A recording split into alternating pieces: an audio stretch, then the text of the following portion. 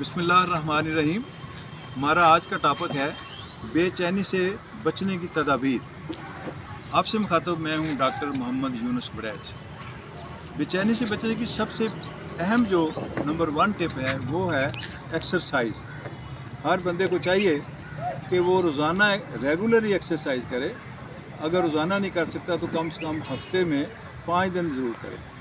और एक्सरसाइज ऐसी हो कि जिसमें सारे के सारे मसल जो हैं वो इन्वॉल्व हों, जैसे कि रनिंग है या तैराकी है। और वर्जिश करते वक्त इतनी मशक्क़त होनी चाहिए कि बंदे का दिल का रेट भी बढ़ जाए और उसको पसीना भी आए। टिप नंबर 2 ये है कि कुछ ऐसी रिलैक्सेशन टेक्निक हैं, उनमें से कोई ना कोई अडॉप्ट डेली की जाए। मिसाल के तौर पे योगा है, मेडिटेशन है जिसको मुराकबा भी कहते हैं।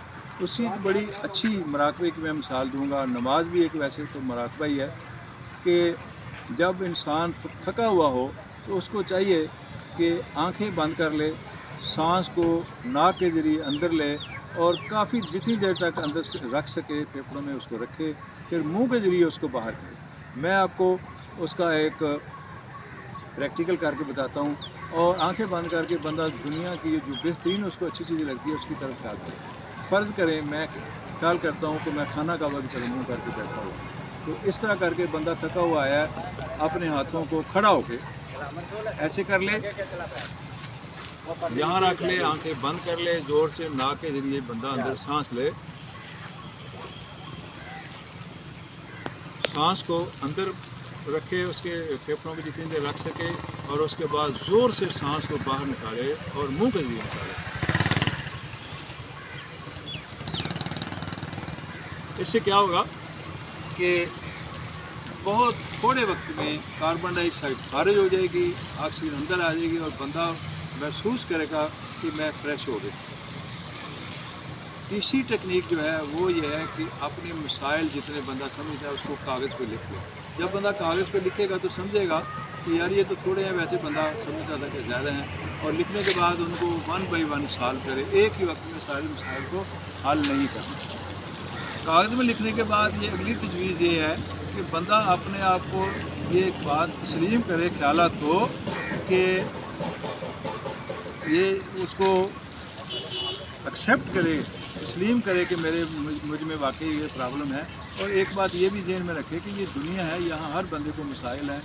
अमीर से अमीर आदमी को भी मसाइल हैं, किसी को मरने का खदशा है, किसी का कोई मर चुका है उसका अफसोस है, किसी को माली नुकसान है। तो ये सारे मसाइल लोगों के हैं, कोई भी बंदा यहाँ फ्री नहीं है, ये जन्नत नहीं है, इसको एक्सेप्ट करना। फिर उसके बाद कोई बंदे को सोशल एक्टिविटी जो है ना वो भी में हिस्सा लेना चाहिए। बंदे को अपने जो राज हैं, जो दुख तकलीफ़ें हैं वो अपने दोस्तों को शेयर करे, वो अपने अजीज़ों को शेयर करे, इससे भी उसको काफ़ी रिलीफ मिल जाएगा। फिर ये है कि बंदा अपनी ज़िंदगी की रूटीन में, अपने वर्जिश की रूटीन में या बाकी रूटीन में जो कोई नेकी का काम कर रहा है उसमें पक्का रहे, अपने मामूल पे मुस्तकिल मिजाज रहे, उसको इस्टेब्लिश करे और उस पर अड़ जाए।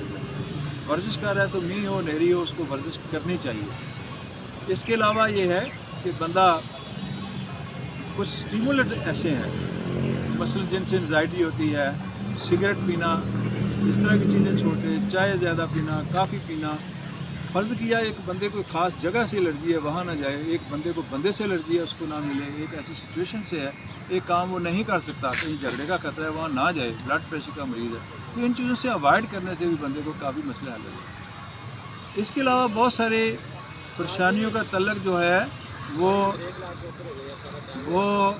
उसके आंतड़ियों और मैदे से भी तल्लक है, तो उनका भी उसको ख्याल करना चाहिए। पहले तो लोग मानते नहीं डॉक्टर, लेकिन आजकल ये बात साइंस ने साबित कर दी है कि अगर किसी बंदे का मसला दिमागी है तो आंतड़ी भी असर करेगा, अगर आंतड़ियों का मसला है तो दिमाग भी असर करेगा। तो उसके लिए ऐसी चीज़ें ना खाएं जिसमें गैस और वायुबादी हो, जैसे हम कहते हैं आलू गोभी चावल ना खाएं और फर्मेंटेड चीज़ें खाएं।